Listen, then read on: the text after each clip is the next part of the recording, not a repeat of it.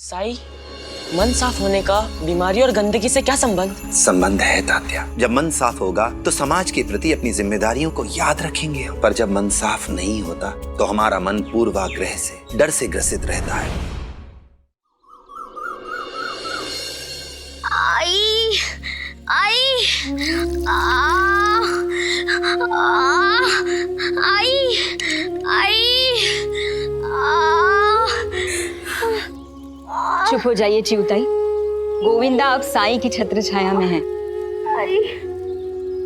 अब कोई इसका बाल भी बांका नहीं कर सकता। और उससे भी महत्वपूर्ण ये है कि गोविंदा उन लोगों के बीच है, उन लोगों के पास है जो उससे प्रेम करते हैं।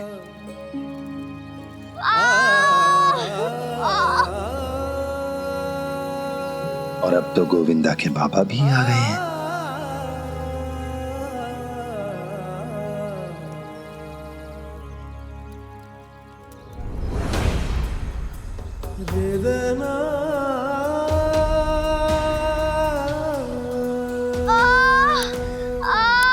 गोविंदा,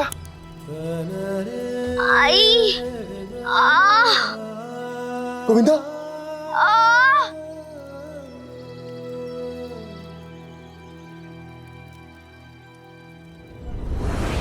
साईं, ये गोविंदा को क्या हो गया? लोग कह रहे हैं कि ये महामारी है।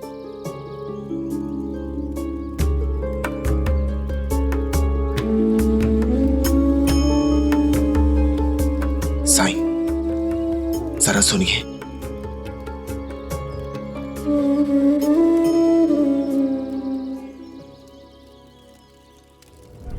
साईं, मैं अभी नगर से आ रहा हूं। इस महामारी ने तो वहां स्वस्थ नौजवानों की जान ले ली है। मेरे गोविंदा को तो कुछ नहीं होगा ना साईं? मैं पहले ही अपना एक बच्चा खो चुका हूं, दोबारा खोया तो? श्रद्धा और सबूरी रखिए श्रीकांत जी, इससे गोविंदा को भी हिम्मत मिलेगी बीमारी से बाहर निकलने की।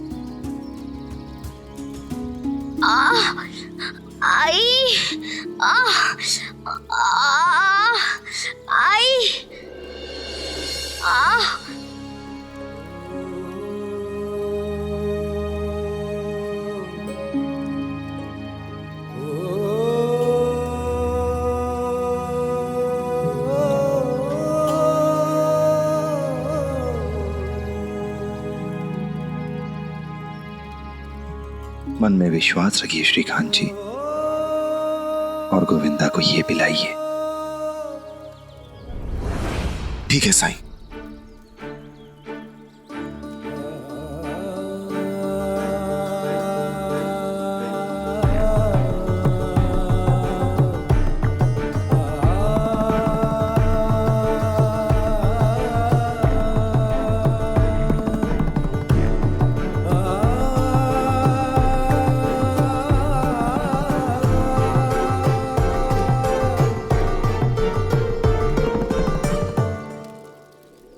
साईं, आखिर इसे नींद आ गई। बेचारा कब से सो नहीं पा रहा था। सबूरी रखो जीव, हमारे गोविंदा को कुछ नहीं होगा। साईं के होते हुए कभी भी किसी के साथ कुछ गलत नहीं हो सकता।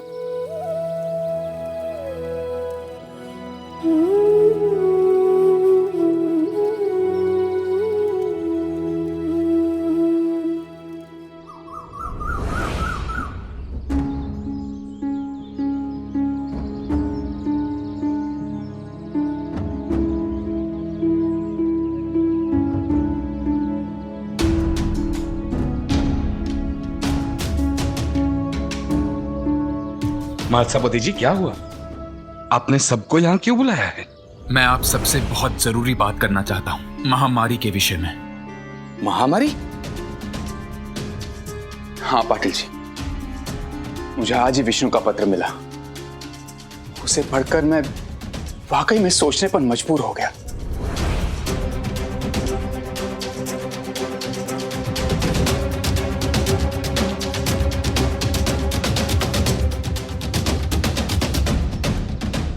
ये महामारी चारों तरफ फैल रही है। ये बीमारी इतनी खतरनाक है कि अंग्रेजी सरकार भी इसे नियंत्रित करने में विफल रही है।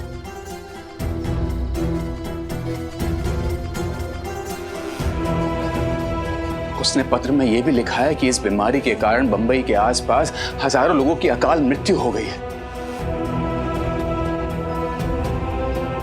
और सबसे चिंताजनक बात तो यह है कि एक हफ्ते के अंदर ही यह बीमारी पूना के पास भी पहुंच चुकी है।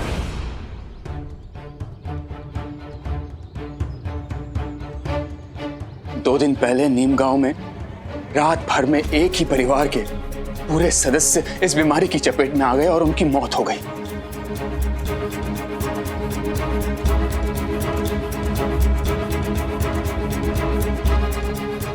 हाँ काका, मैंने भी सुना। आज ही मेरा सहायक बता रहा था कि सब जगह की हालत बहुत खराब है।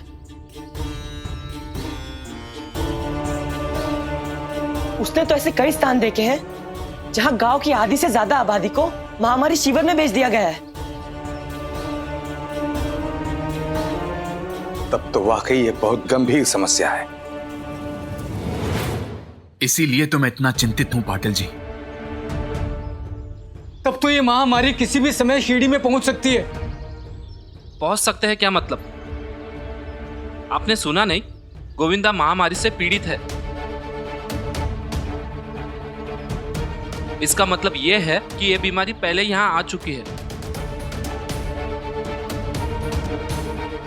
तो अब हम क्या करें? अब तो शिरडी से जाने में ही भलाई है, कहीं बहुत दूर।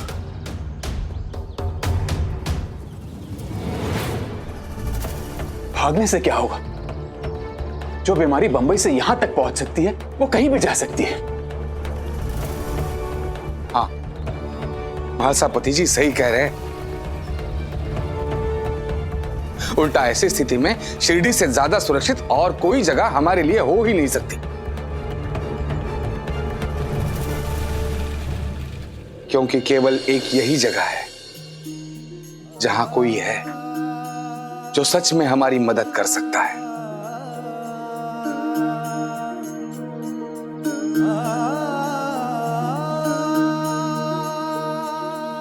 साईं।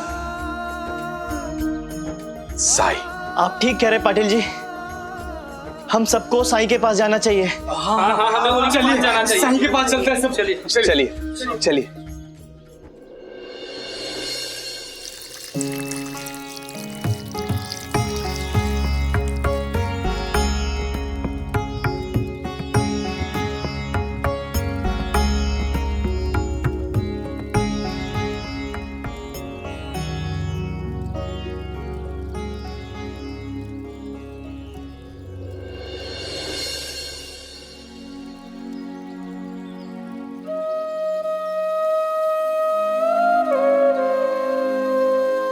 चिवताई, आप कल रात से गोविंदा की देखभाल कर रही हैं, थक गई होंगी, थोड़ा आराम कर लीजिए। श्रीकांत जी, आप भी विद्यालय जाकर अपने विद्यार्थियों को पढ़ाइए। बच्चों की पढ़ाई रुकनी नहीं चाहिए। गोविंदा को इस हाल में छोड़कर कैसे जाओ साईं? हाँ साईं, जब तक गोविंदा ठीक नहीं होता हमें चैन कैसे मिल सकता है? चिवताई, अगर आपकी खुद की तबीयत खराब हो गई तो फिर गोविंदा की देखभाल कौन करेगा? आप स्वस्थ होंगी तभी तो इसकी देखरेख कर पाएंगी ना। और श्रीकांत जी, विद्यार्थियों के प्रति आपकी कुछ जिम्मेदारी है। आपको अपनी जिम्मेदारी से पीछे नहीं हटना चाहिए। राम जी की कृपा से गोविंदा की सेहत में सुधार हो रहा है, पर वो अभी थोड़ी देर और सोएगा। मालिक ने चाहा तो सब अच्छा होगा। आप लोग जाइए।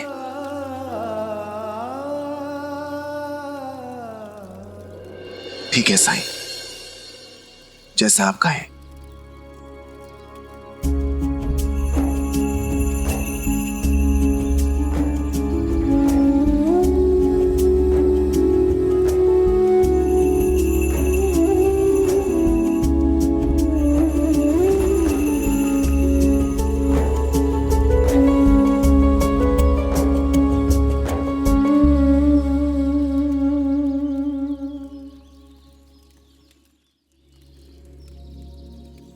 जीवताई, आप भी जाइए, आराम कीजिए। अगर किसी चीज की जरूरत पड़ी तो गोविंदा की देखभाल करने के लिए मैं तो हूं ही यहां। साई, अगर आज गोविंदा मेरे इतने करीब है तो सिर्फ आपकी कृपा से। साई, आप जानते हैं गोविंदा को रुक्मिणी वहिनी ने बड़ा किया है। मैंने कभी उसका ख्याल रखा ही नहीं। वहिनी गोविंदा को अपने साथ अपने मायके ले जाती थी और एक एक महीना बिना किसी चिंता के मैं उसके बगैर रह लेती थी। लेकिन आज देखिए, अब गोविंदा को एक दिन क्या, एक पल भी खुद से दूर करने के ख्याल से मैं सियार उठती हूँ।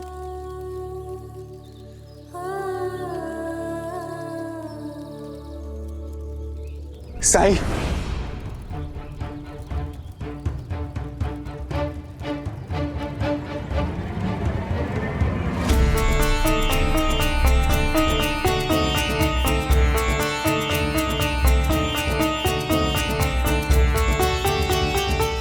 साईं, बंबई से विष्णु का पत्र आया है। उसने महामारी के बारे में विस्तार से लिखा है।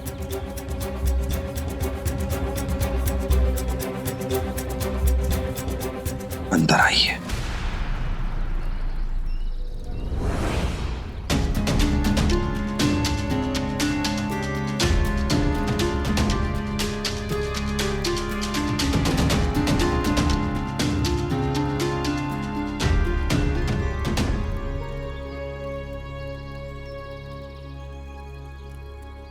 बायजामा, घड़े के पानी को बाहर चूल्हे पर चढ़ा दीजिए और जब पानी उबल जाए उसके बाद ही किसी को पीने के लिए दीजिएगा, क्योंकि आज से सब लोग उबला हुआ पानी ही पिएंगे।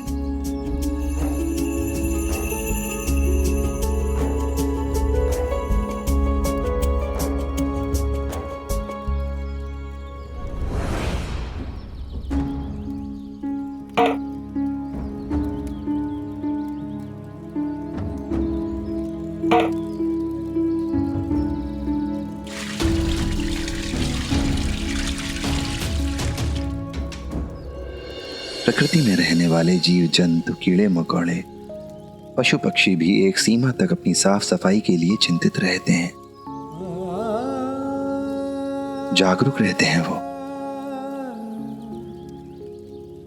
पर मनुष्य सबसे स्वार्थी जीव है। वो केवल अपने घर आंगन की साफ सफाई को अपनी जिम्मेदारी समझता है। इंसान ये क्यों नहीं समझता कि घर के बाहर की साफ सफाई भी उसकी ही जिम्मेदारी है, क्योंकि उससे भी तो हम सब प्रभावित होंगे ही ना। पर नहीं, क्यों भूल जाते हैं हम ये सब कि घर के बाहर की साफ सफाई, घर के अंदर की साफ सफाई, यहां तक कि हमें अपने मन को भी साफ करने की जरूरत है।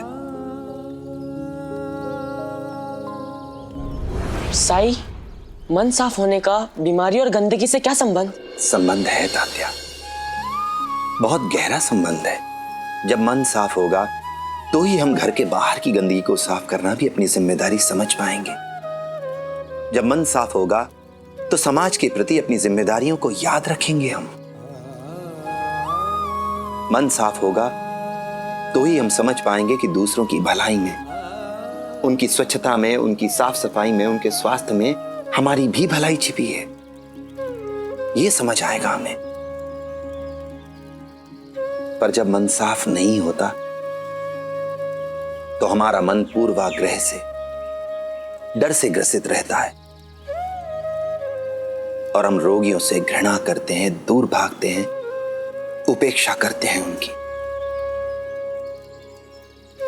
हम ये भूल जाते हैं कि इस समय रोग से ग्रसित व्यक्ति को हमारे प्रेम, हमारी सेवा की जरूरत है।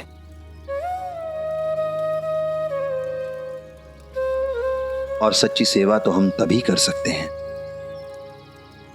जब हमारा मन स्वच्छ हो।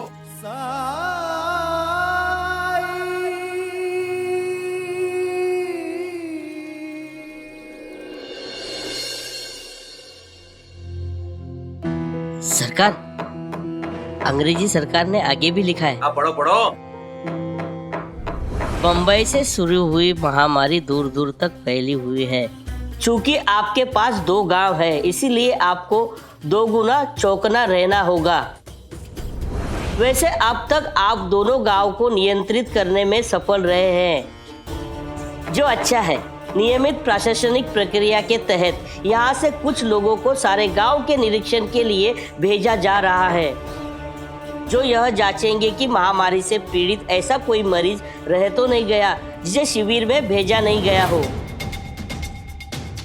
और अगर निरीक्षकों को गलती से आपके गांव में एक भी मरीज ऐसा मिल गया तो इसके लिए आपको जिम्मेदार मानेंगे। हरिओम। और फिर आपको उन 2 गांव को नियंत्रित करने दे या नहीं, इस पर पुनर्विचार करेंगे।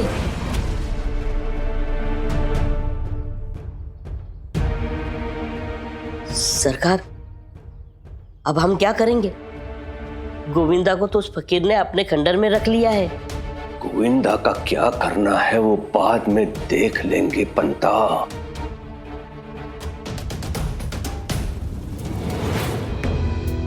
मेरी तो ये कामना है कि किसी प्रकार ये महामारी का रोग गोविंदा से उस पाखंडी को लग जाए तो मेरे रास्ते का कांटा निकल जाएगा सदैव के लिए। लेकिन उससे पहले ये सुनिश्चित करना होगा पंता कि ये गोविंदा गांव वालों के लिए कहीं उदाहरण ना बन जाए। महामारी से पीड़ित रोगी शिविर में जाने की जगह कहीं उस पाखंडी के पास न पहुंच जाए। इसे रोकना होगा। तुम एक काम करो। जी सरकार।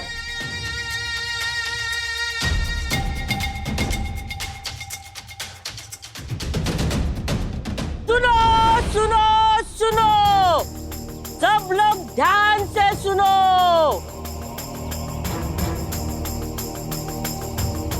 कुलकर्णी सरकार ने फरमान जारी किया है, सभी बीमार लोग खुद ब खुद शिविर में चले जाए। जब साई हमारे साथ है तो कोई क्यों जाए? क्योंकि तुम्हारे उस पाखंडी को अंग्रेजी सरकार ना वैद्य मानती है ना डॉक्टर। चुपचाप फरमान सुन। बीमारी से पीड़ित जो भी व्यक्ति शिविर में जाने से इनकार करता है उसे बीमारी फैलाने के जुर्म में दोषी माना जाएगा और उसे अंग्रेजी साम्राज्य का दुश्मन समझा जाएगा और उस पर अपराधियों की तरह कार्रवाई की जाएगी। तुम लोगों को चेतावनी देना मेरा काम था, जो मैंने दे दी। अपनी भलाई चाहते हो तो सरकार का आदेश मानोगे, क्योंकि तुम्हें पता है तुम्हारे लिए क्या अच्छा है और क्या बुरा। ध्यान रहे, एक बेहद खतरनाक जानलेवा संक्रामक महामारी तुम्हारे दरवाजे पे दस्तक दे रही है। उसका अगला शिकार कोई भी हो सकता है, कोई भी। चलो।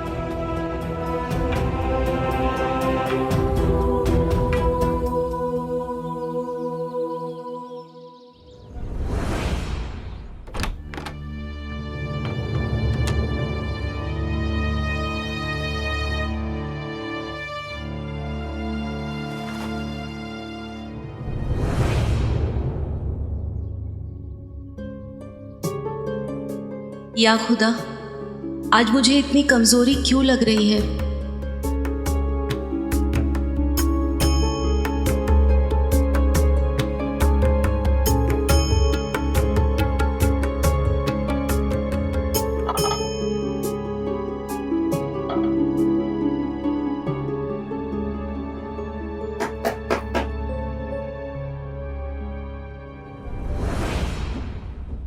अरे सवा, आओ ना।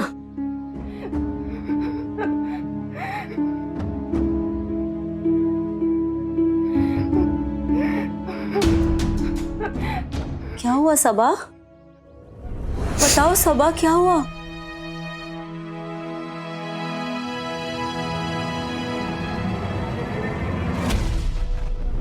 या अल्लाह, ये कैसे, कब हुआ? भाभी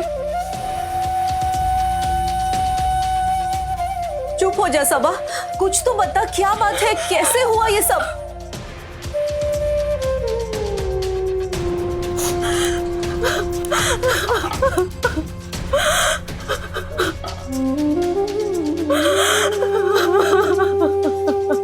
थोड़ा पानी पी लो। सबा बताओ तो सही, क्या बात है? भाभी मैं क्या बताऊं आपको, चोट सिर्फ सर पर नहीं लगी है। मैंने कभी नहीं सोचा था कि मुझे इस तरह एक दिन यहाँ आना पड़ेगा।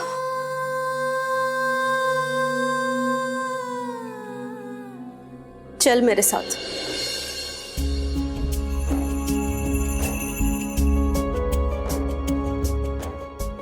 सब ठीक होगा सबा, फिक्र मत करो। लेकिन आप मुझे लेकर कहाँ जा रही हैं भाभी? साईं के पास। साईं तुम्हारा हर घाव ठीक करेंगे।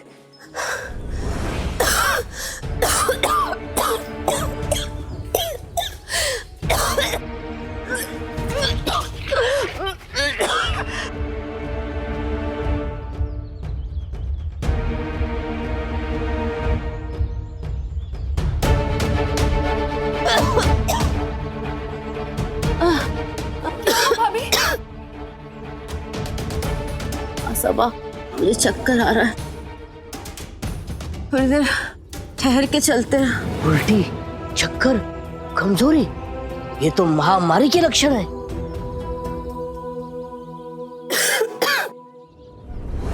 अब कुछ बेहतर लग रहा है, चलो चलते हैं। भाभी आपको यकीन है ना आप चल पाएंगी? मैंने भी आपको कैसी मुसीबत में डाल दिया। एक तो आप पहले से बीमार हैं और मैं। अरे अपनों की परेशानी दूर करने में कैसी मुसीबत, हाँ? और ये कोई उल्टी चक्कर कोई बीमारी है भला? ये तो कभी भी किसी को हो सकता है, हाँ?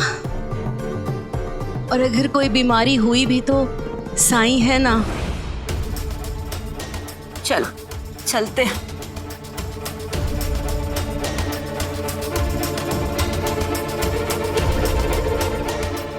ये भी उस फकीर के पास जा रहे हैं।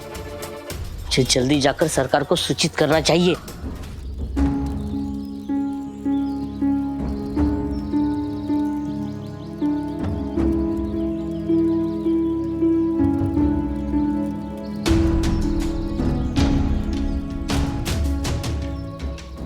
प्रणाम साईं।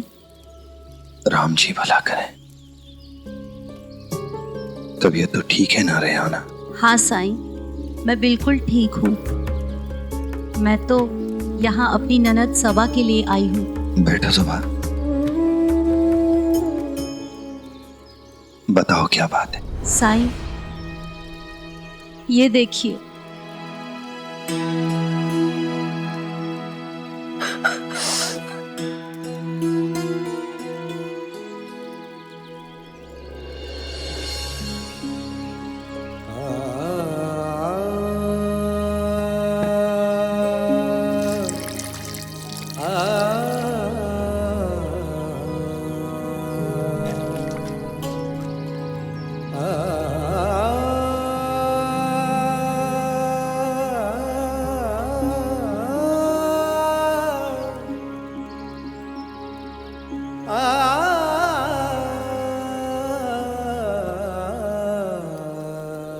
बताओ क्या बात है? घबराओ मत सबा, तुम अपने मन की बात मुझे बता सकती हो।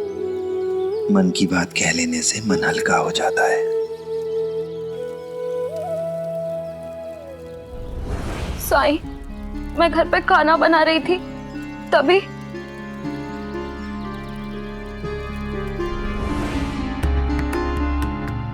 सबा थोड़ी और दाल देना। जी अभी लाई।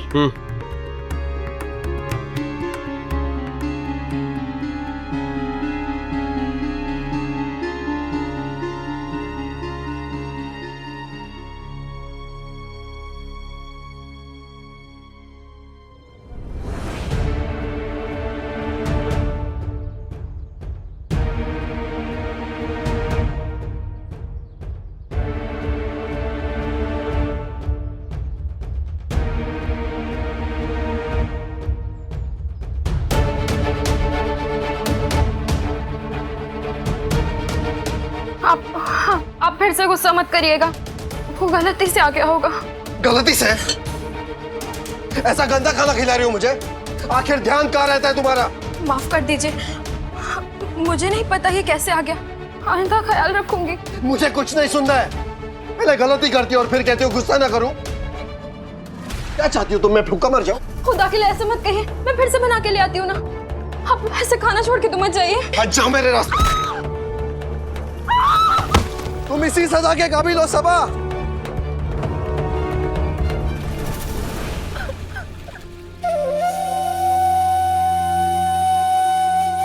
ये कोई सलीका है भला? सरासर गलत किया है उन्होंने। मैं अली के अब्बू से बात करती हूँ।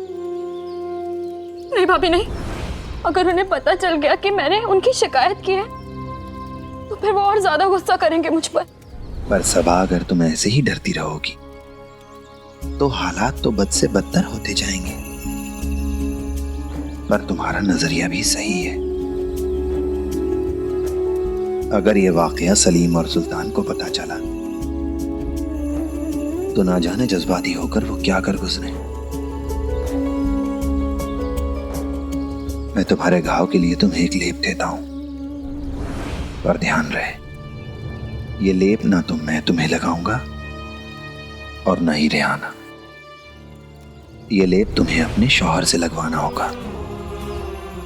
नहीं साईं नहीं, अगर उन्हें पता चल गया कि मैंने घर की बात बाहर जाकर बताई फिर तो पता नहीं वो मेरे साथ क्या करेंगे। घबराओ नहीं सबा, मैं वादा करता हूं कि जुनैद तुम पर गुस्सा नहीं करेगा। यकीन रखो मुझ पर।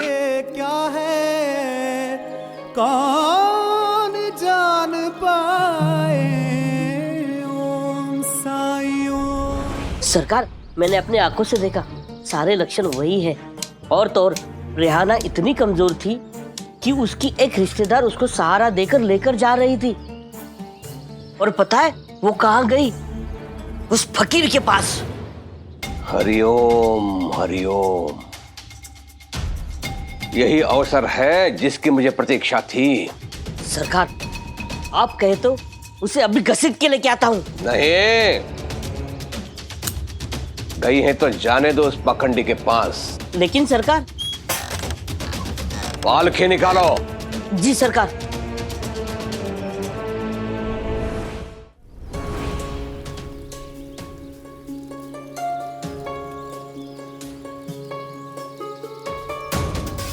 आओ जुनैद।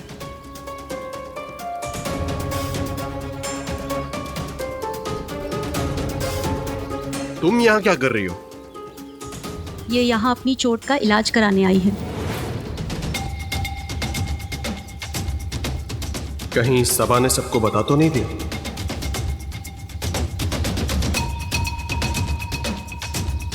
ऐसा कौन सा गहरा जख्म हो गया जो इलाज के लिए साईं के पास चली आई? अब क्या बताऊं रेहाना भाभी,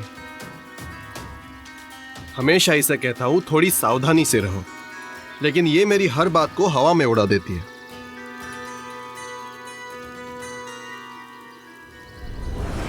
वजह चाहे जो भी हो जुनैद, तुम शौहर हो सबा के, और शौहर का फर्ज होता है अपनी बीवी का ख्याल रखना। मैंने कभी भी अपने फर्ज में कोई कोताही नहीं बरती। हमेशा इसकी सुख सुविधा का ख्याल रखा। पूछिए सबा से, कपड़े गहने किसी भी चीज की कमी होने नहीं दी आज तक। वाकई अगर तुम्हें ऐसा लगता है कि तुम अपनी बीवी का ख्याल रखते हो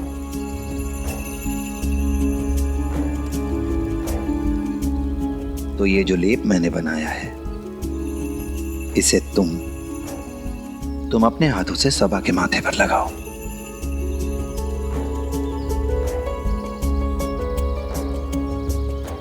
मतलब आपने यहाँ मुझे सिर्फ लेप लगाने के लिए बुलाया? तुम्हें ऐसा क्यों लगता है कि मैंने तुम्हें यहाँ किसी और वजह से बुलाया है? नहीं, ऐसी कोई बात नहीं है। अब लाइए लेप दीजिए मुझे।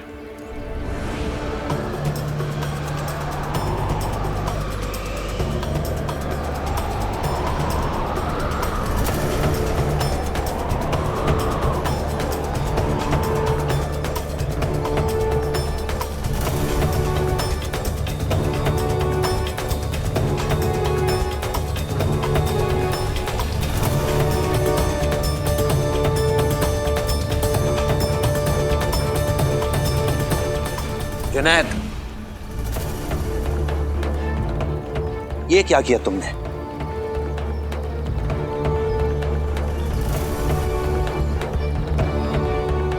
मैंने इतनी मेहनत से ये लेप बनाया था और तुमने इसमें धूल गिरा दी।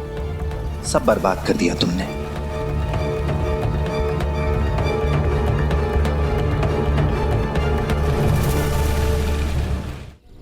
साईं, मैंने जानबूझकर कुछ नहीं किया। वो तो हवा चली और इसमें थोड़ी धूल गिर गई। ये सब तुम्हारी लापरवाही की वजह से हुआ है, बस। इतनी बड़ी गलती कर दी तुमने। अब बताओ कौन ठीक करेगा इसे? साईं, आप गुस्सा मत कीजिए। यहाँ जो भी हुआ वो हवा चलने की वजह से हुआ, और हवा पर तो किसी का भी बस नहीं होता ना। बस जुनैद, मैं कुछ सुनना नहीं चाहता हूँ। एक तो गलती करते हो, ऊपर से कहते हो गुस्सा ना करो। आखिर ध्यान कहाँ रहता है तुम्हारा?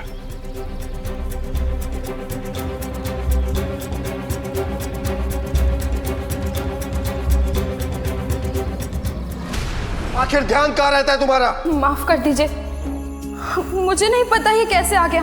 आइंदा ख्याल रखूंगी। मुझे कुछ नहीं सुनना है। पहले गलती करती हो और फिर कहती हो गुस्सा ना करूं। मैं आपका इशारा समझ गया साईं।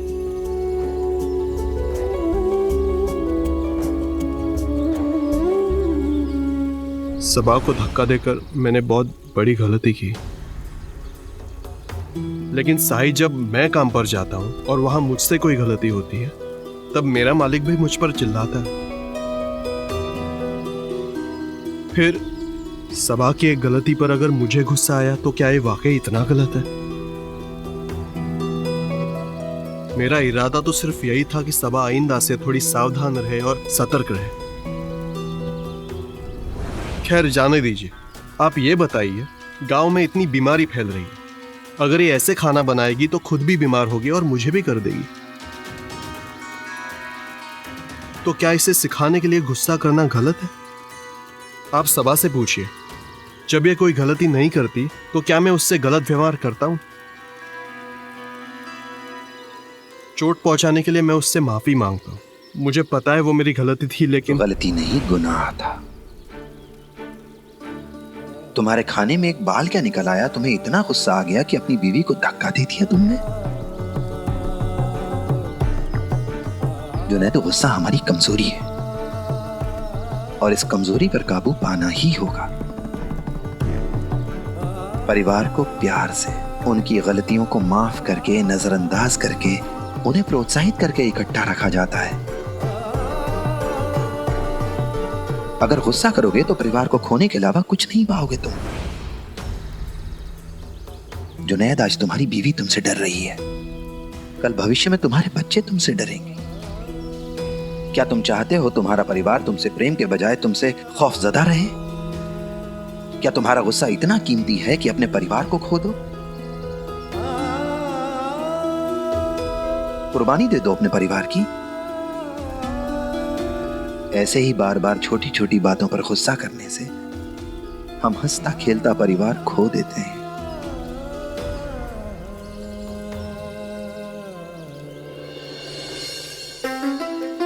मैं अपनी करनी पर बहुत शर्मिंदा हूं साईं।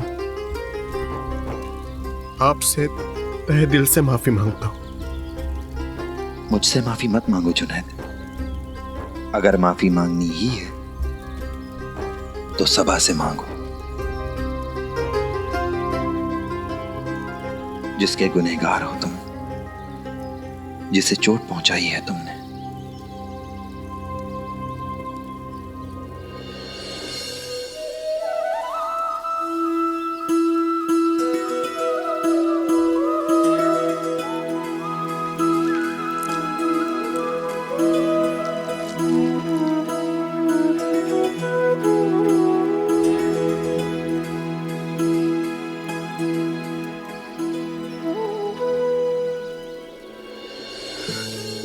मैंने एक बार भी पीछे मुड़कर नहीं देखा तुम्हें कहां चोट लगी। तुम्हारी चीख सुनने के बाद भी नहीं पड़ता। सबा, क्या तुम मुझे माफ कर सकती हो? मैं वादा करता हूं तुमसे, आइंदा ऐसा कोई काम नहीं करूंगा जिससे तुम्हारा दिल दुखे।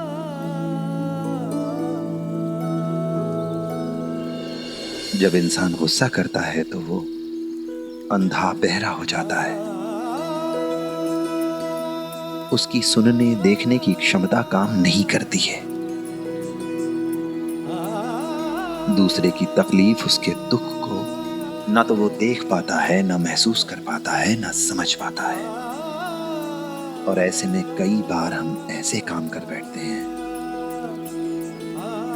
जिनके नतीजे बदले नहीं जा सकते।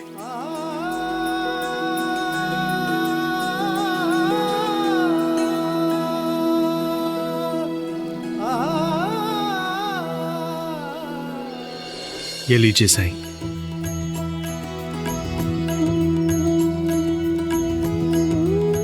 आपका बहुत बहुत शुक्रिया साईं, मुझे राह दिखाने के लिए, एक अच्छा सबक सिखाने के लिए।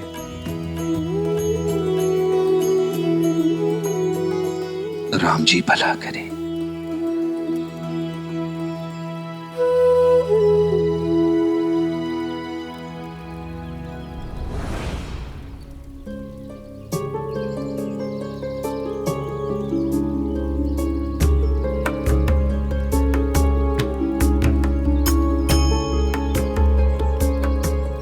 रेहाना, तुम कुछ कमजोर लग रही हो।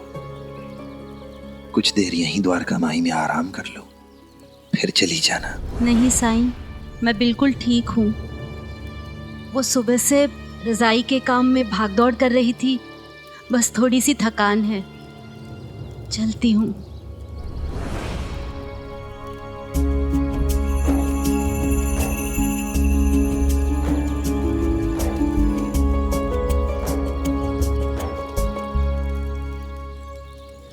पानी पानी पानी।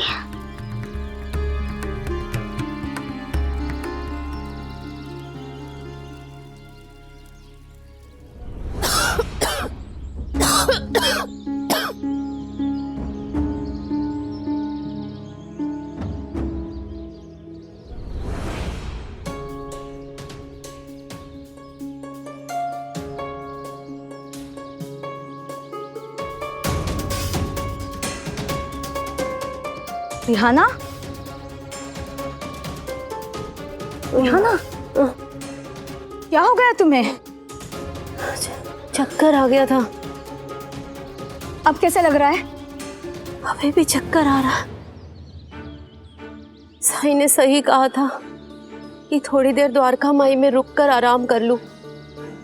कि मुझे लगा मैं ठीक हूँ, घर चली जाऊंगी, लेकिन अब हिम्मत नहीं पड़ रही। द्वारका माई जाकर आराम कर लेती हूँ।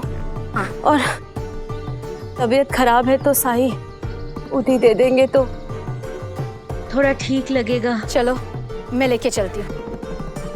तुम्हें उपचार की आवश्यकता है रेहाना, आराम की नहीं।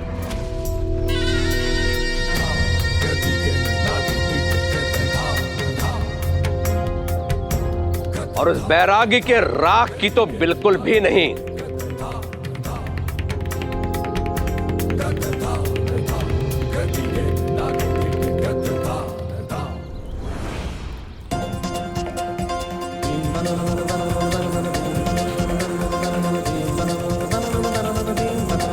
जीवताई, आप गोविंदा को दाल का पानी पिलाइए, मैं अभी आया। जी।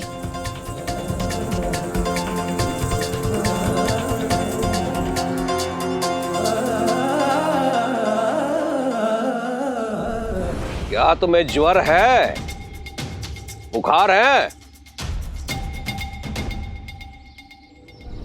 हाँ, इसका शरीर गर्म लोहे की तरह जल रहा है, लेकिन साई की उदी। चुप बैठो। क्या सिर दुख रहा है? बहुत प्यास लग रही है? पेट में मुरड़े पड़ रहे? मतली हो रही है, मतलब उल्टी करने की भावना? कैसे पता ये सब? क्योंकि तुम महामारी से पीड़ित है, जैसे गोविंदा पीड़ित है, मूर्ख स्त्री।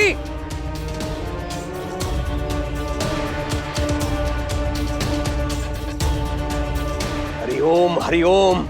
इससे पहले तेरी बीमारी के कारण सारा गांव संक्रमित हो, तुम्हें महामारी शिविर भेजना पड़ेगा। नहीं। तू तो ऐसे कर रही है जैसे तेरे पास कोई विकल्प हो। रेहाना, तुम्हें महामारी शिविर जाना ही पड़ेगा। नहीं, मैं नहीं जाऊंगी। शिरडी से बाहर कहीं नहीं जाऊंगी। मैं यहीं रहूंगी अपने परिवार के साथ। क्या तुमने मुनादी नहीं सुनी रेहाना? यदि महामारी की रोकथाम में कोई बाधा उत्पन्न करे तो उसे अपराध की श्रेणी में रखा गया है। महामारी शिविर में जाने के अतिरिक्त तुम्हारे पास कोई विकल्प नहीं है। जानती हो, अंग्रेज सरकार इस बीमारी को आधिकारिक रूप से प्राकृतिक विपदा घोषित कर चुकी है। सुन रही हो ना? मेरे लिए साईं से बढ़कर कोई सरकार नहीं।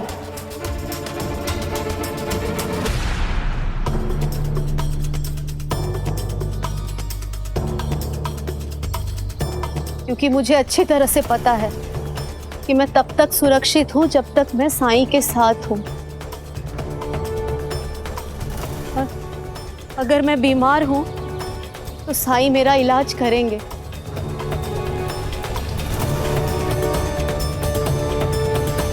मुझे उन पर पूरा भरोसा है।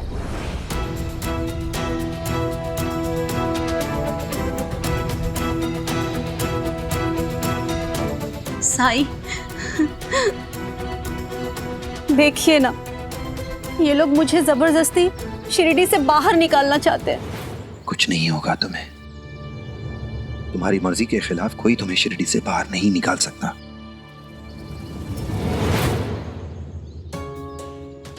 कुलकर्णी सरकार, आप लोगों को उनकी मर्जी के खिलाफ शिरडी से बाहर नहीं निकाल सकते। ये गलत है और मैं ऐसा आपको नहीं करने दूंगा। देख क्या रहे मूर्खो, ले जाओ इसे।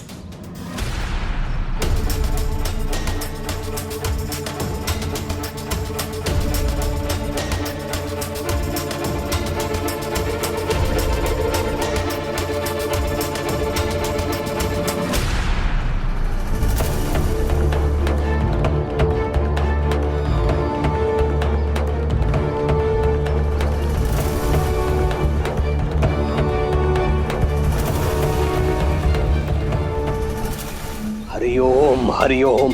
तुम लोगों की बुद्धि भ्रष्ट हो गई है क्या? जो अंग्रेजी डॉक्टरों की जगह इस फकीर को चुन रहे हो, उस पर भरोसा कर रहे हो। आप ही ने तो कहा था इसका इलाज महान अंग्रेज सरकार के पास भी नहीं है, और गोविंदा का इलाज तो साईं कर रहे हैं। तो हुआ इलाज? बताओ, कहाँ है गोविंदा? दिखाई क्यों नहीं दे रहा है? न खेलता कूदता, न उठता बैठता। कहाँ है गोविंदा? इसका अर्थ यह है कि गोविंदा अभी भी खंडहर में और अस्वस्थ है। अगर ये तुम्हारा बैरागी सब कुछ कर सकता है तो अब तक गोविंदा ठीक क्यों नहीं हुआ? पहला रोगी ठीक भी नहीं हुआ और दूसरा रोगी सामने आ गया। कहां गई तुम्हारे बैरागी की शक्ति?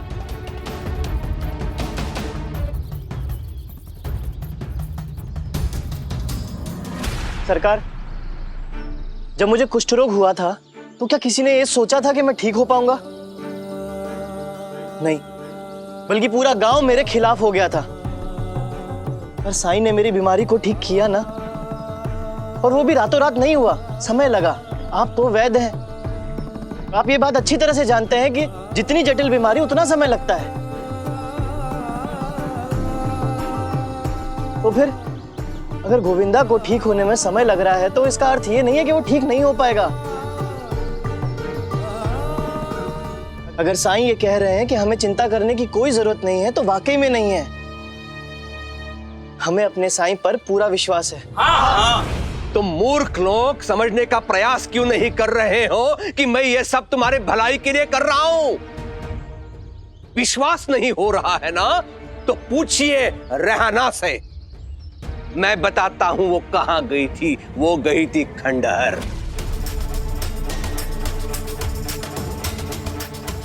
जहां महामारी से पीड़ित गोविंदा है। वो खंडहर गई इसके लिए वो बीमारी से संक्रमित हुई।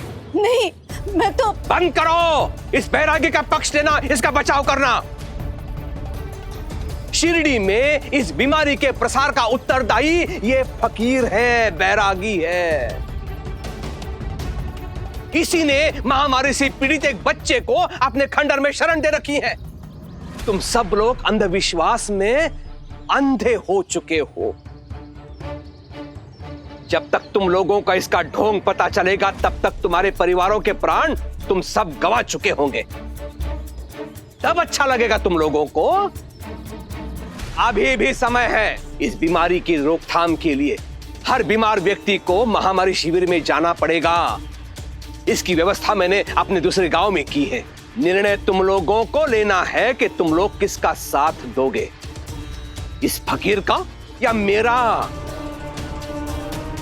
पुनः सोचो और जो तुम्हारा हित कर रहा है उसका समर्थन करो। इस बार प्रश्न तुम्हारे और तुम्हारे बच्चों के जीवन मरण का है। हरिओम। चाहे आप लाख तर्क दीजिए, पर हमारा फैसला अटल है। हम साई का साथ कभी नहीं छोड़ेंगे।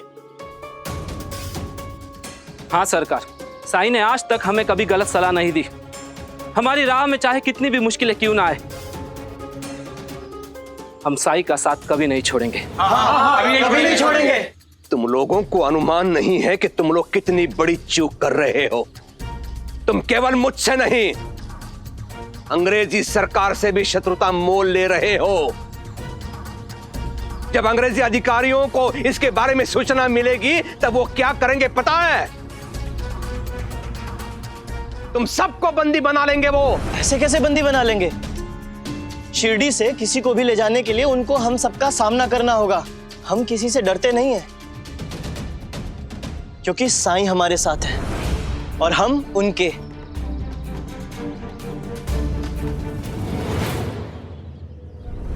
मैं तो आपके लिए बहुत चिंतित हूँ सरकार। देखा ना आपने, वो फकीर कैसे सारे गांव वालों को आपके खिलाफ भड़का रहा था। मैं तो कहता हूँ जल्दी से हमें कुछ करना होगा, वरना आपका खौफ गांव वालों के दिल से निकल जाएगा। चुप! मेरी चिंता करने की आवश्यकता नहीं है। तुम जैसों से सैकड़ों मील आगे की सोचता हूं, सैकड़ों मील। इस बार मैं वो करने वाला हूं जिससे शिरडी वासियों को लगेगा कि वो खंडहर कोई मंदिर नहीं है जहां उनकी मनोकामनाएं पूरी होती हैं, बल्कि ये लगेगा कि वो खंडहर मायावी जगह है। आज तक जो लोग उसकी पूजा करते थे, वही लोग उसे धक्के मार मार कर शिरडी से बाहर करेंगे। एक काम करो पंता, उस खंडहर पर, आसपास की जगह पर, वहां कौन आता है कौन जाता है, इस पर दृष्टि रखो। ध्यान रहे कि तू दिन रात वही निगरानी करेगा। दिन रात निगरानी? और मैं तो क्या मैं करूं? कथा कही कहां? एक तो वो अंता छुट्टी लेके गया है, अभी तक आने का नाम नहीं ले रहा है। धैर्य समाप्त हो गया है मेरा। एक काम करो, अंता को बता देना यहां दोबारा आने की कोई आवश्यकता नहीं है। मैंने उसे नौकरी से निकाल दिया है। सरकार, अंता जी का पुत्र आया था, कुछ जरूरी काम की वजह से वो नहीं आ पा रहे, इसीलिए उन्होंने अपने भाई को भेज दिया है। लेकिन महामारी की वजह से कोई बैलगाड़ी वाला आने के लिए तैयार ही नहीं है। देखो, अभी तक आया नहीं, बहाने शुरू हो गए इसके। आखिर भाई किसका है? अंता का ही तो है। अकल भी भैंस की तरह ही होगी।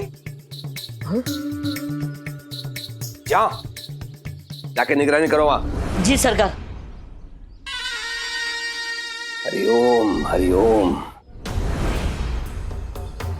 अम्मी, रेहाना, अम्मी, रेहाना,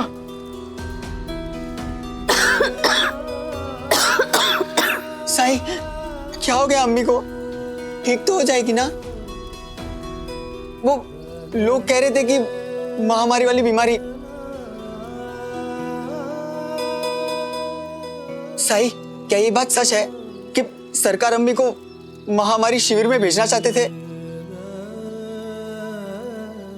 घबराओ नहीं अली, कुछ नहीं होगा तुम्हारी अम्मी को। जरूरत बस इतनी है कि मुसीबत की इस घड़ी में, इस बीमारी में उसका परिवार, रेहाना का परिवार उसका साथ दे। रेहाना ने एक मां और एक पत्नी होने का फर्ज बखूबी निभाया है। अब आप लोगों की बारी है कि आप अपना फर्ज निभाएं, सेवा करें रेहाना की। साईं, आप चिंता मत कीजिए, हम रेहाना का पूरी तरह से ख्याल रखेंगे। जी साईं, हम सब अम्बी के पास ही रहेंगे। मुझे आप लोगों से यही उम्मीद थी।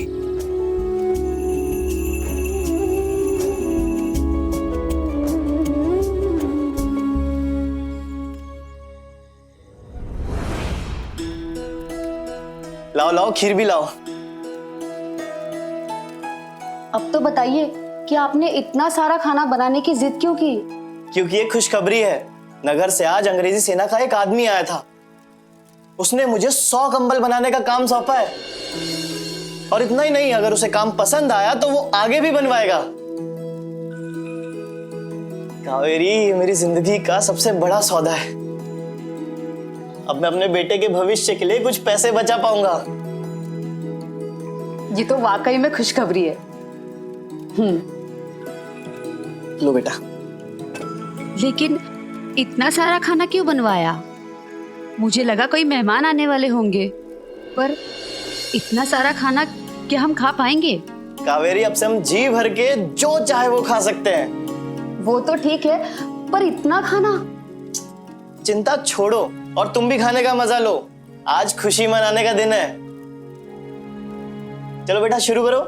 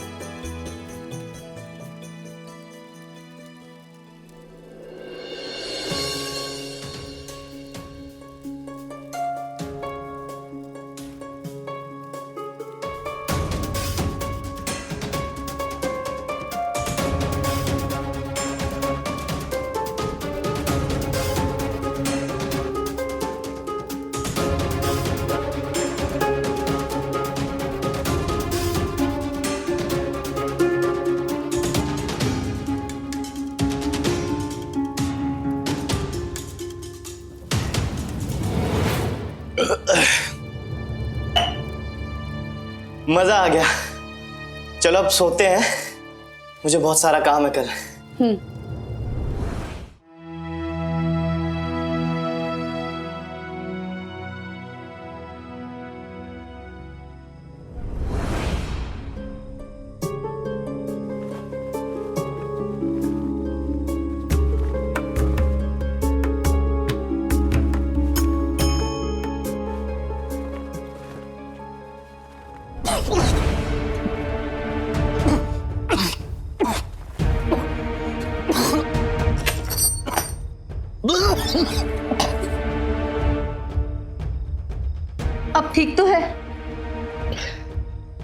बहुत बेचैनी हो रही है, चक्कर भी आ रहे हैं।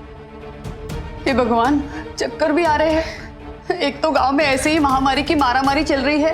नहीं नहीं, मुझे कुछ नहीं हुआ, ठीक हो जाऊंगा मैं।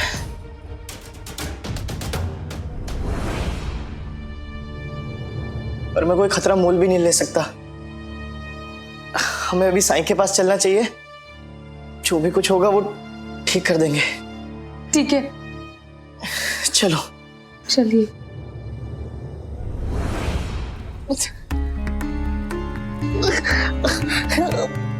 साई, देखिए ना इन्हें क्या हो गया है।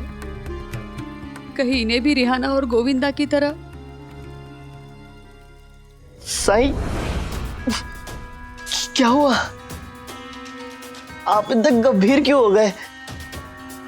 क्या मुझे भी वो महामारी वाली बीमारी लग गई? साईं, मुझे ठीक कर दीजिए। नहीं राणो जी, तुम्हारी समस्या और भी बड़ी है राणो जी। रेहाना और गोविंदा की समस्या से भी बड़ी।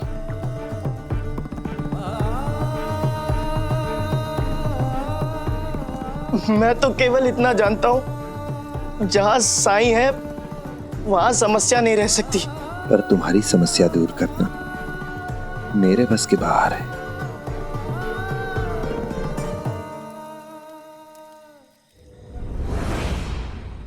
हरिओम। बल्लो, तुम लोगों को यहाँ पे क्यों बुलाया है ये जानते हो ना? इस बार माफ कर दीजिए सरकार, हम आपका सारा कर्ज चुका देंगे। अभी हम लोगों के पास पैसा नहीं है सरकार। मेरे कान पक गए हैं ये सुन सुन के, किंतु अब नहीं। मैंने निर्णय ले लिया है, ये रात खत्म होने तक अगर तुम लोगों ने मेरा ऋण नहीं चुकाया तो मैं तुम लोगों को थाने ले चलूंगा। राम सरकार, सरकार आप जैसा कहेंगे वैसा हम करेंगे सरकार। बस हमें थाने मत ले जाइए सरकार।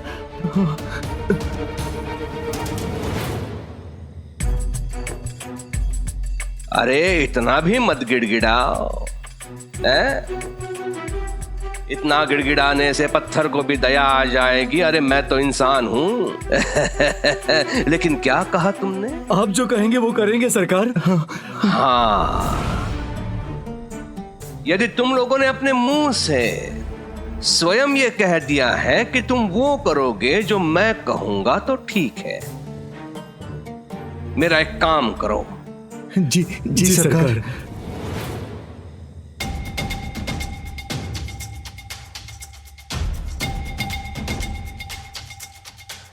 इसमें क्या है सरकार? यह औषधि है। सामान्यतः औषधि से आदमी ठीक हो जाता है, लेकिन इस औषधि का सेवन करने से आदमी बीमार पड़ जाता है। इसे किसे देना है, कैसे देना है, वो तुम्हें कल ज्ञात हो जाएगा।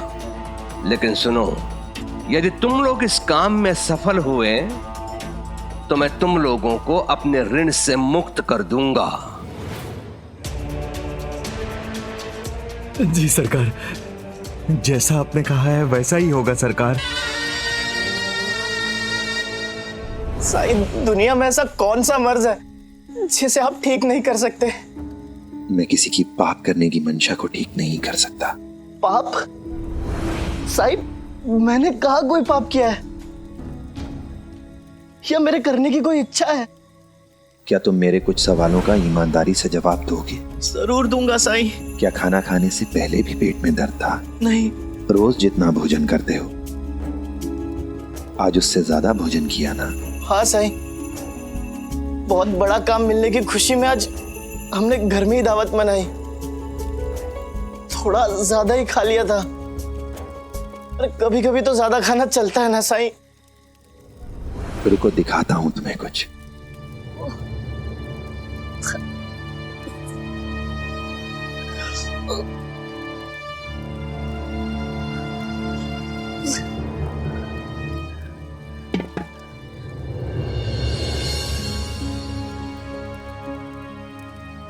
मान लो ये बर्तन तुम्हारा पेट है और ये चावल भोजन।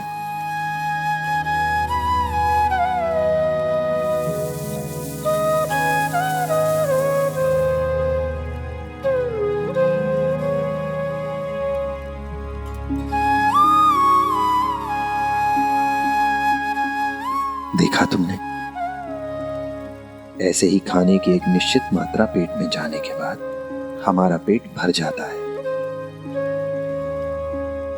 पर तुम्हें तो लगता है जब दावत उड़ाई जाती है तो जरूरत से ज्यादा खाया जाता है। अब देखो,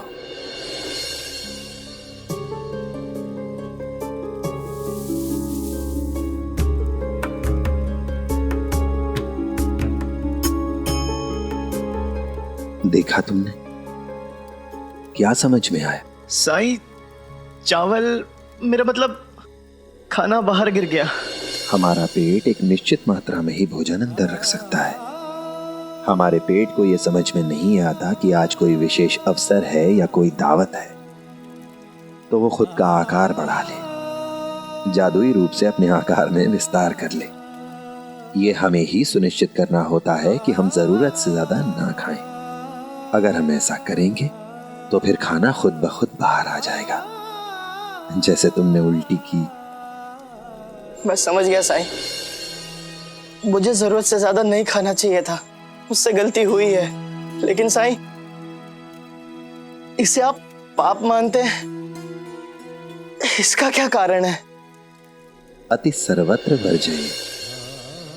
किसी भी चीज की अति अच्छी नहीं होती है। जरूरत से ज्यादा खाकर हम ईश्वर के दिए इस शरीर का अपमान कर रहे हैं। उल्टी होने का मतलब तुम्हारा शरीर तुम्हें संकेत दे रहा है। अपने शरीर की चेतावनी को समझो, वरना परिणाम और भी गंभीर हो सकते हैं। और उससे भी महत्वपूर्ण ये कि इस संसार में बहुत से लोग भूख से मर रहे हैं। अगर हम सब केवल उतना ही खाएं जितनी हमारे शरीर की आवश्यकता हो, तो बहुत से भूखे लोगों को खाना मिल सकता है, क्योंकि बहुत सा खाना बच जाएगा, उनके प्राण बच जाएंगे। मुझे माफ कर दीजिए साईं, अति तो हुई है मुझसे, लेकिन साईं, क्या सच में आप इस बार मेरा इलाज नहीं कर सकते? राणा जी, मैं तुम्हारे पेट के दर्द, तुम्हारी बेचैनी का इलाज तो कर सकता हूं, लेकिन अपनी अधिक खाना खाने की आदत से छुटकारा तुम्हें खुद ही पाना होगा।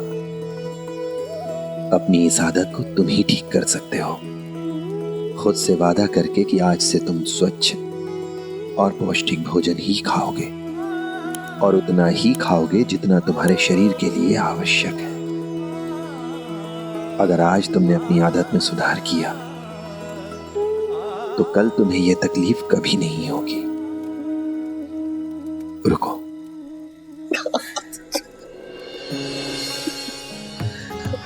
बहुत दर्द हो रहा है।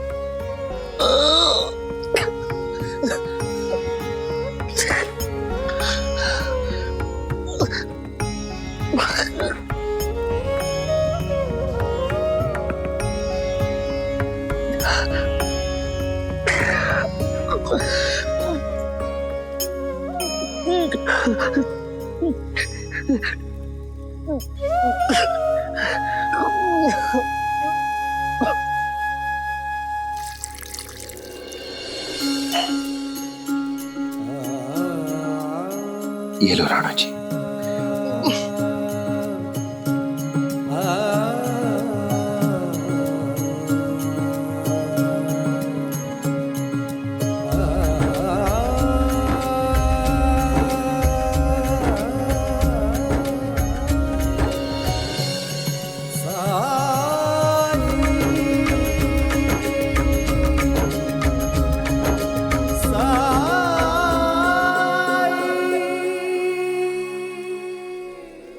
मेरा दर्द चला गया साईं, मैं ठीक हो गया, मैं ठीक हो गया कावेरी। मुझे माफ कर दीजिए साईं।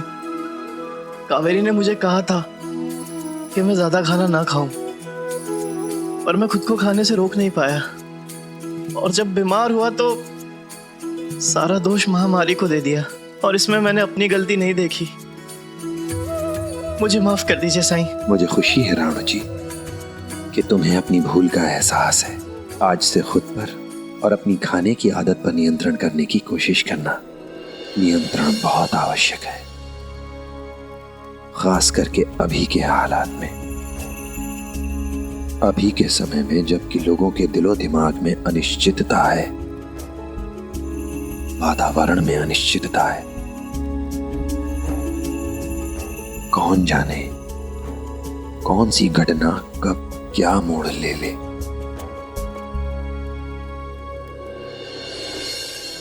ठीक है साईं, चलता हूं। राम जी भला करें।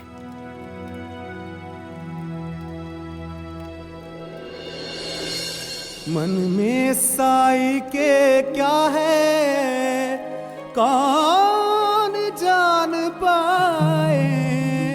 ओम साई ओम। ये आगे जाकर देखो अंदर क्या हो रहा है। रानू जी जब अंदर गया था तब वो बीमार था।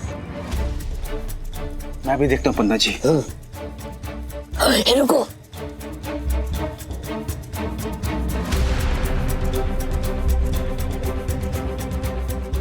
ये तो ठीक लग रहा है। चलो।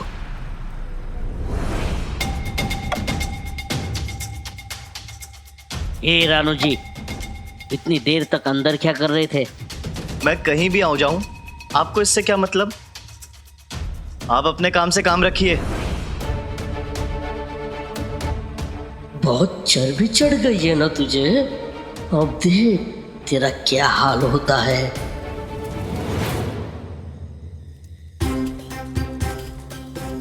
सरकार, क्या कहा था मैंने तुमसे? खंडर के पास से हिलना नहीं है। वहां के पल पल की जानकारी मुझे चाहिए। सरकार,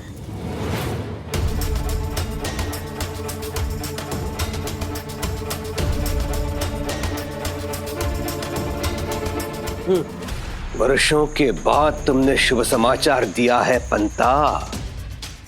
चाल तो बहुत पहले सोच ली थी मैंने, बस अब मोहरा मिल गया। हरिओम।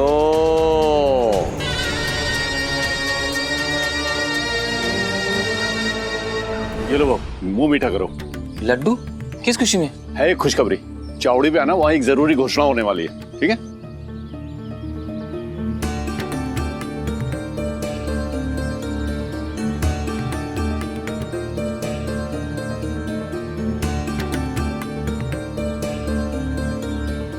अरे बल्लू, तुम यह शिरडी में कैसे आना हुआ? और ये मिठाई क्यों बांट रहे हो भाई? अरे भाई, है कुछ खुश खबर। आप तो एक काम करो, ये लड्डू खाओ, है ना? चावड़ी पे आइएगा, सबको बताऊंगा एक साथ। ठीक है।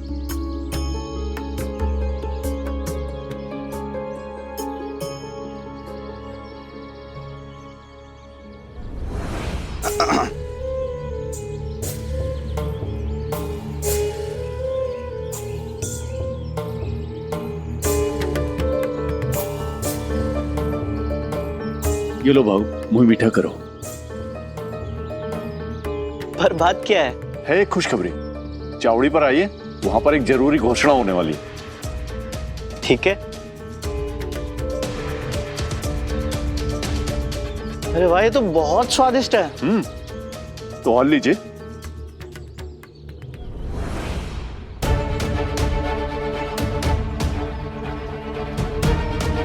चावड़ी पर जरूर आइएगा।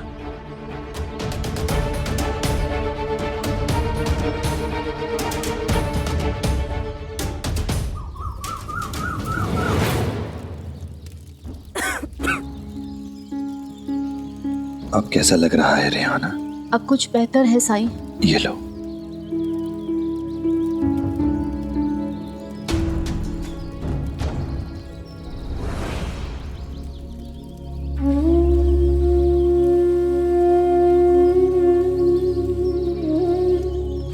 गोविंदा की तबीयत में भी सुधार आ रहा है।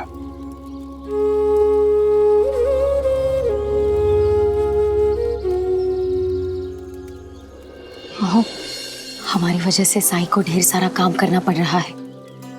ऊपर से दो मरीजों की देखभाल और हमारी चिंता अलग। रात भर सोए नहीं है वो। उनका स्वभाव ही ऐसा है। दूसरों को आराम मिले इसलिए खुद कष्ट सहेंगे, लेकिन कहेंगे कुछ नहीं। तुम सही कह रही हो, हमें कुछ करना चाहिए। लेट जाओ, आराम करो।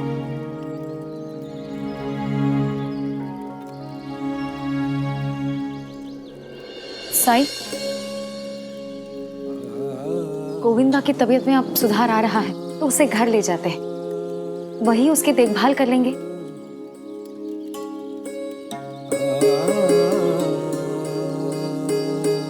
साई, यहाँ कोई तकलीफ नहीं है, पर आपको 2 पल आराम करना चाहिए। और फिर गोविंदा की तबीयत अब बेहतर हो रही है। द्वारका माई सभी की है, यहाँ कोई किसी पर बोझ नहीं है। और आप लोग भी जब यहाँ आते हैं तो अपनी क्षमता अनुसार मदद करते हैं, सेवा करते ही हैं ना। पर इस समय मुद्दा ये नहीं है।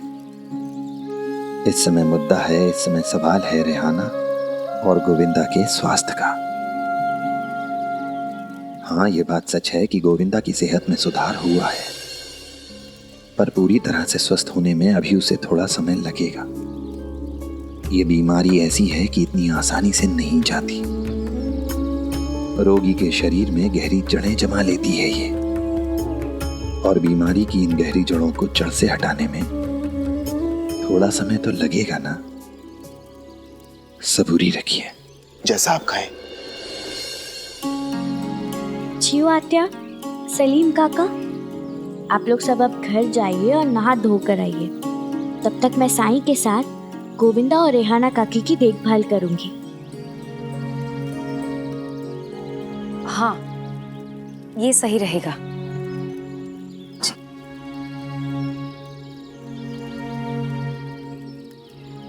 रेहाना काकी, अब कैसी है आपकी तबीयत?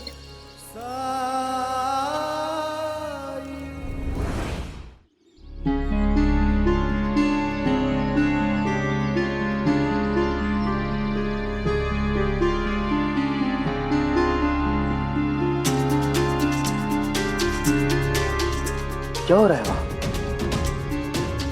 कहीं महामारी को लेकर सरकार ने नया फरमान तो जारी नहीं कर दिया? चलिए चलकर देखते हैं।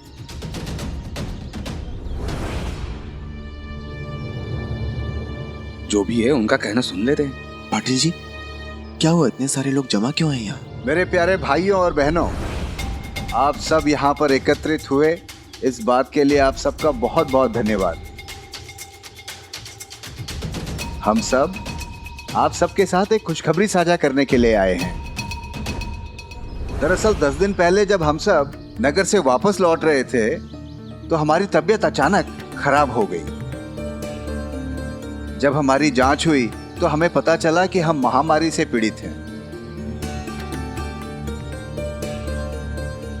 लेकिन आप तीनों तो भले चंगे दिख रहे हैं। अरे भाई, यही तो खुशखबरी है। दरअसल हम सब बेहद चिंतित थे, मगर शुक्र है कुलकर्णी सरकार का, वो हमारे भी गांव के मुखिया है ना। आप सब तो जानते ही हैं कि वो कितने सख्त हैं। हमारे विरोध के बावजूद उन्होंने जबरदस्ती हमें महामारी शिविर में भेज दिया।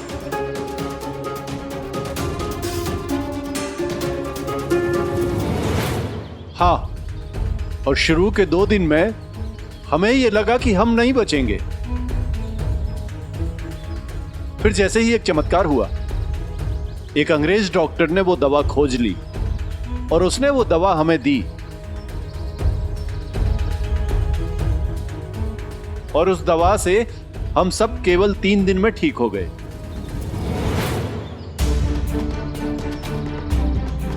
लेकिन क्या आपको पक्का यकीन है? क्योंकि कुलकर्णी सरकार ने खुद कहा है कि महामारी का कोई इलाज नहीं है, ना उनके पास ना अंग्रेज सरकार के पास। हाँ, लेकिन अब ये पुरानी बात हो गई। पर ये कैसे संभव है? साई ने मुझसे खुद कहा है कि इस बीमारी का इलाज इतना आसान नहीं है और किसी को भी स्वस्थ होने में काफी समय लगेगा। हाँ, तो मैं कहाँ कह रहा हूं कि साईं गलत है। मैं तो सिर्फ इतना कह रहा हूं कि हो सकता है उस अंग्रेज डॉक्टर का इलाज साईं के इलाज से तेज हो। लेकिन हमने तो सुना है कि ये महामारी शिविर एक ऐसी भयानक जगह है जहां लोगों का इलाज नहीं होता, बल्कि लोगों का अंत होता है। अरे ये उस वक्त के किस्से हैं जब इलाज नहीं खोजा गया था। आज की सच्चाई अलग है। वहां पर मरीजों को बहुत अच्छी तरीके से रखा जाता है और ये नाना प्रकार की सुख सुविधाएं हैं वहां पे। शिविर में जाओ, दवाइयाँ खाओ और 2-3 दिन में तंदुरुस्त होकर वापस आ जाओ।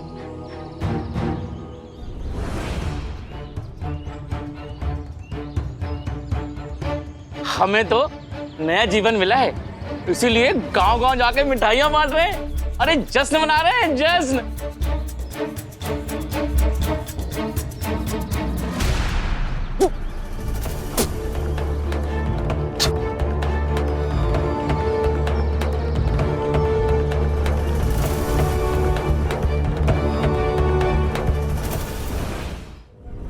राणू जी बाबू, क्या हुआ आपको? राणू जी बाबू, अरे इन्हें तो तेज बुखार है।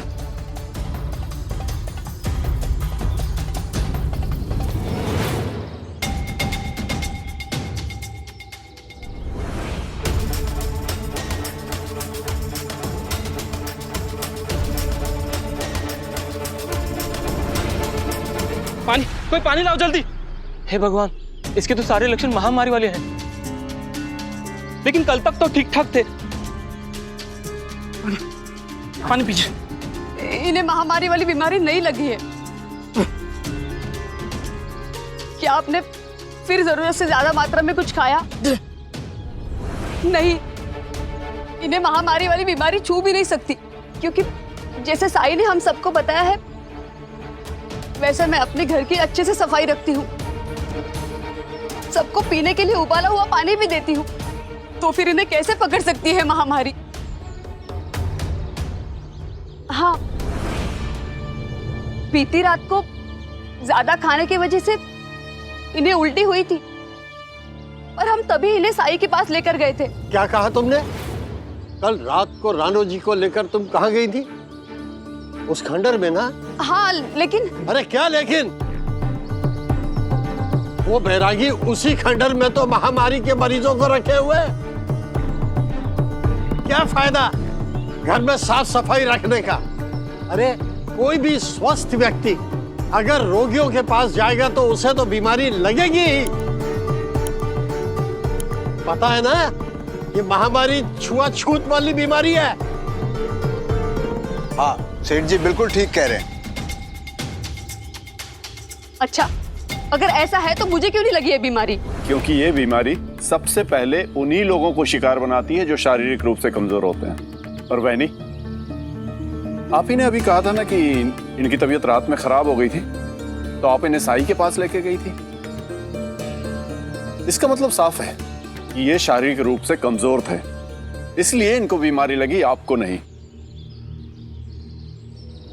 ये कैसी बात कर रहे हैं आप? यदि वाकई ऐसा होता तो साई खुद किसी को भी द्वारका माई आने से मना कर देते। कुछ भी पहली बार ही घटित होता है पाटिल जी, और अब तो हमारे सामने सबूत है। एक तरफ अपने गांव का वो फकीर जो अभी तक किसी को पूरी तरह ठीक करने में कामयाब नहीं हुआ है, और दूसरी तरफ ये तीन जो अपने ठीक होने की कहानियां सुना रहे हैं। इसका मतलब यह है कि महामारी शिविर में जाना रोगियों के हित में है, उनके लिए फायदेमंद है। फिर साईं क्यों रोक रहे हैं लोगों को वहां जाने से?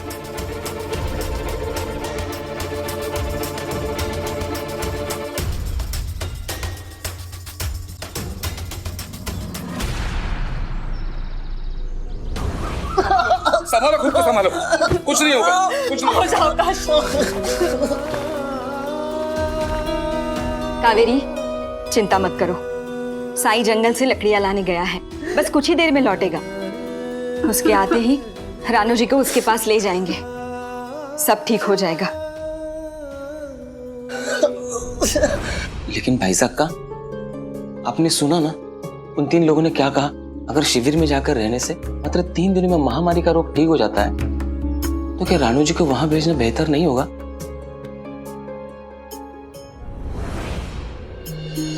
इससे पहले भी साईं ने रानू जी को ठीक किया था, तो फिर उसके रहते इस बार भी रानू जी को कुछ नहीं होगा।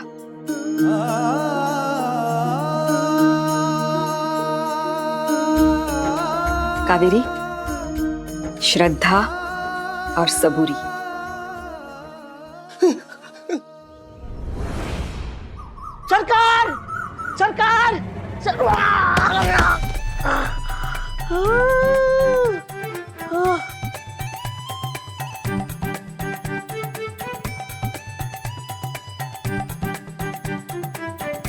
आप पंता जी हो ना?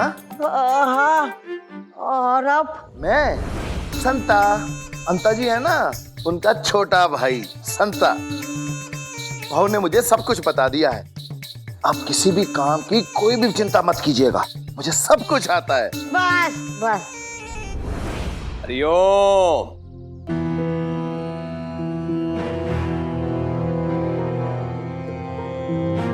क्या समाचार है पंता? गांव वाले मानते हैं कि रानू जी को महामारी हुई है, लेकिन अभी भी उन्होंने उसे महामारी शिविर भेजा नहीं है।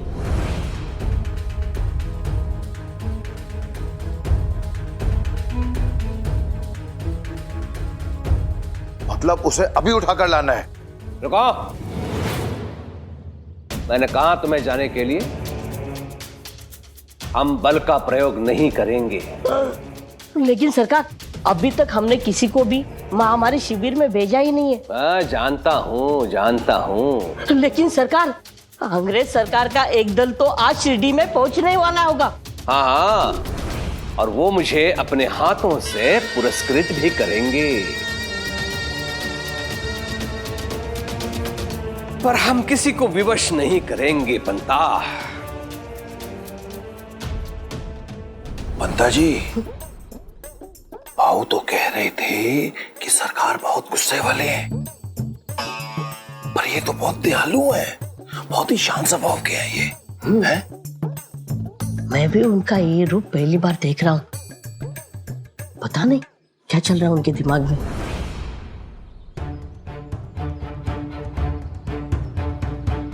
लेकिन सरकार, रानू जी को दी गई दवाई का असर कुछ समय तक ही रह सकता है, तब तक हमें कुछ करना होगा।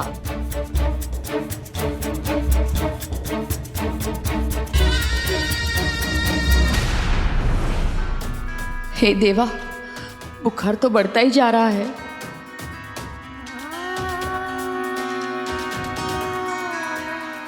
बाइजा अक्का ने कहा था कि जैसे ही साई लौटेंगे वैसे ही हम साई के पास चलेंगे।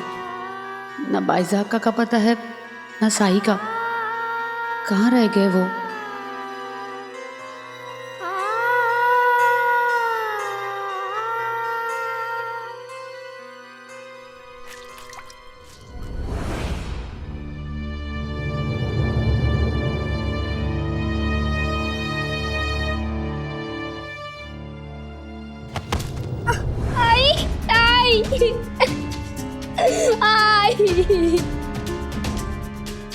बेटा, क्या हुआ? संभाल के, संभाल के, संभाल के। साई, साई, साई।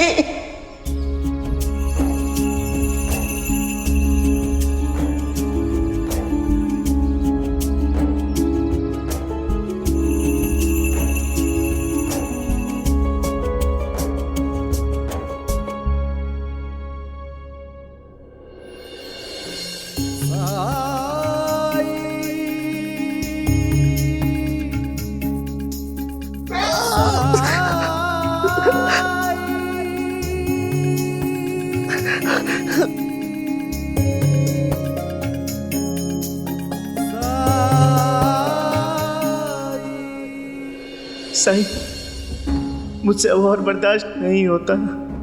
मेरी मदद कीजिए, मेरा इलाज कीजिए।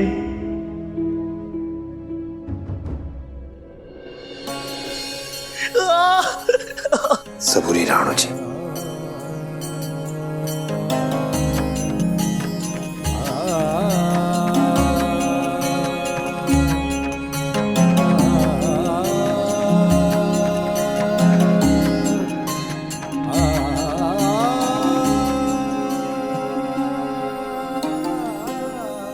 राणू जी, मालिक कुछ खास बंदों को चुनता है, माध्यम बनाता है, दूसरे लोगों के उद्धार के लिए, उनकी मदद के लिए। और उनमें से एक खास इंसान आप हैं, इसलिए घबराइए मत। मेरी बात ध्यान से सुनिए। अभी कठिनाइयां और बढ़ेंगी, मुश्किलें और बढ़ेंगी, परंतु अंत बेहतर होगा। न सिर्फ आपके लिए बल्कि पूरे शिरडी वासियों के लिए। इसलिए अस्थाई दर्द से घबराइए मत, अंत भला होगा। साईं, अगर आप मेरे साथ हैं तो मैं हर मुश्किल से लड़ सकता हूं। बस मेरा साथ नहीं छोड़िएगा। लेकिन जो कुछ भी हो रहा है वो मालिक की मर्जी है। हो सकता है इसके लिए आपको मुझसे दूर जाना पड़े, पर आपको यह विश्वास बनाए रखना होगा कि मैं हमेशा आपके साथ हूं। साईं, अगर मेरे दर्द के पीछे कोई बड़ा उद्देश्य है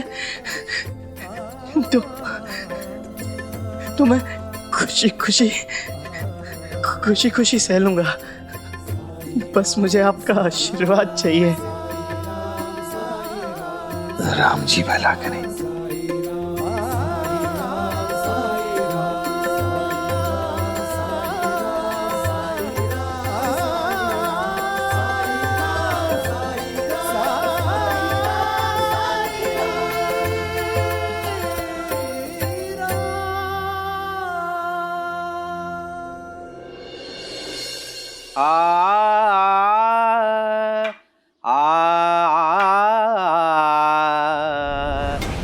सरकार, कुछ अंग्रेजी अधिकारी आए हैं, वो आपसे मिलना चाहते हैं। बोल रहे थे गांव की जांच करनी है। जांच? सरकार, समय नहीं है अब। उन लोगों को थोड़ी देर उलझा कर रखो। सरकार, हम अब भी जाते हैं, उन तीनों को उठाकर महामारी शिविर में फेंक के आते हैं। इसकी कोई आवश्यकता नहीं है पंता। चलो, हम अतिथियों का स्वागत करते हैं। हरिओम।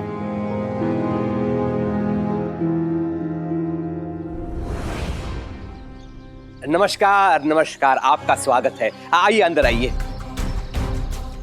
नहीं, अभी हमारे पास टाइम नहीं है, हम बहुत जल्दी में है। तो चलो हम गांव का इंस्पेक्शन कर ले पहला। अच्छा ये बताओ, अभी तक कितने मरीजों को महामारी कैंप में दाखिल किया है आपने?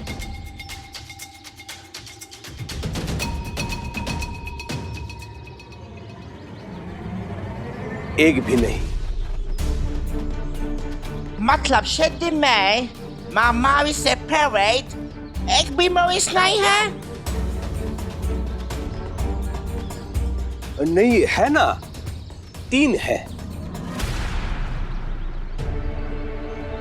3 मरीज, और आप उन्हें स्वस्थ लोगों के साथ रखा हुआ है?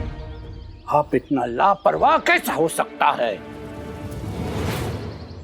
हरिओम हरिओम, मुझे अपने दायित्वों का, कर्तव्यों का बोध है, लेकिन इस महामारी का समाधान मुझे अगर गांव में मिल गया है तो रोगियों को मैं महामारी शिविर क्यों भेजूं?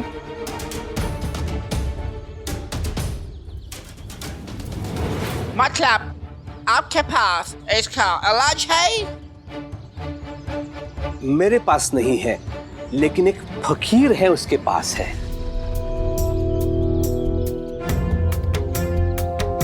हाँ, फकीर, वो एक जादुई मायावी फकीर है, और इससे पहले भी उसने असाध्य रोगों को ठीक किया है, और इस बार भी महामारी को ठीक करने का बीड़ा उठाया है उसने। This is impossible! ऐसा आदमी के ऊपर कैसा भरोसा कर सकता है? कौन है ये आदमी? पास के खंडर में रहता है, आप स्वयं चलकर देख लीजिए।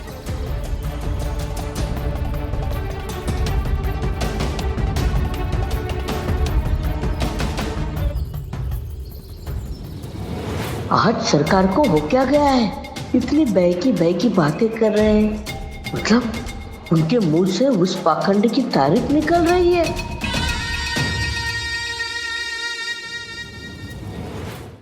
धार्मिक वीडियो सबसे पहले देखने के लिए हमारे चैनल को सब्सक्राइब करें और बेल आइकन दबाएं।